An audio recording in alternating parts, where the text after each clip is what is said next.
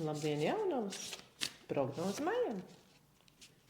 Jaunavs šajā mēnesī būs ļoti aizsapņojušās par jauniem plāniem, jauniem ceļojumiem, jauniem notikumiem. Kaut ko plānos ļoti tādu neparastu, ar vēlmi izrauties no ikdienas, no sadzīves, no tā ierastā veida, kā līdz šim ir dzīvots, paskatīties uz pasauli priecīgāk, jautrāk, atraktīvāk, mēģināt izdarīt kaut ko tādu, kas ir jums neparasti, ko jūs parasti nedarat, ko jūs esat darījuši kopš bērnības. Manuprāt, tas ir lielisks uzsākums tagad maijā, izdarīt kaut ko neprātīgu, avantūrisku, naivu, dažreiz kaut ko muļķīgu, ja? Bet tā šī kārtas paredz tādu, ko es varētu izdarīt savādāk pasaulē, ne tā kā līdz šim.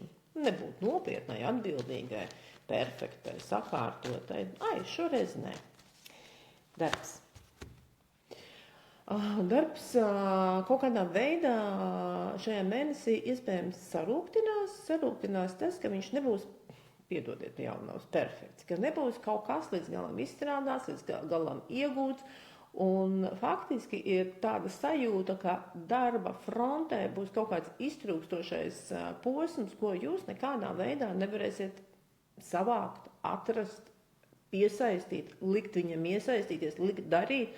Un tas nesīs tādu mazliet bezpalīdzības sajūtu.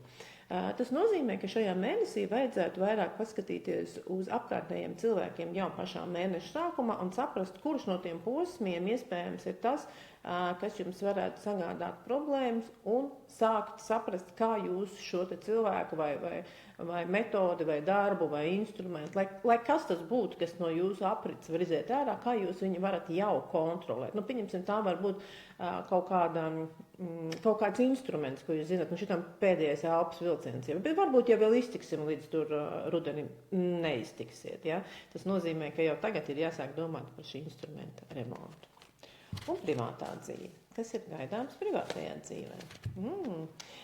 Privātajā dzīvē mērenība. Mērenība saka, tā nav vajadzība kaut ko darīt. Tā ir vajadzība palūkoties apkārt, izvēlēties, izvērtēt, saprast, kas notiek, kādā veidā mans partneris kustās, uz kurien viņš kustās, cik daudz, ko mēs darām kopā, ko mēs nedaram kopā, varbūt mēs varam kaut ko iesākt. Ja? Tātad šī ir kārts, kas liek šajā mēnesī izvērtēt savu partneru attiecību, bet nevis tur prasīt, ko mēs tagad darīsim, un tu to man atskaities, kā mēs tur tagad darīsim, bet vienkārši klusiņām vērot, mierīgi un saprast un sajust, galvenais sajust, kā es tajā visā jūtos, kas man šeit patīk, vai varbūt kaut kas man šeit nevisai patīk. Un tiem cilvēkiem, kas tikai meklē attiecības, mērenība saka, paņemiet pauzi, varbūt paņemiet pauzi un padomājiet, cik daudz, cik svarīgi tieši ir attiecību meklēšana jums pašlaik. Vairāk akcentu uz sevi, Tālāk, uz tikšanās.